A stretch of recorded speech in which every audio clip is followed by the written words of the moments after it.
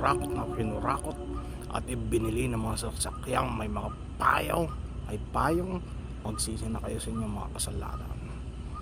Yan na. Gunaw na gunaw. Gunaw na.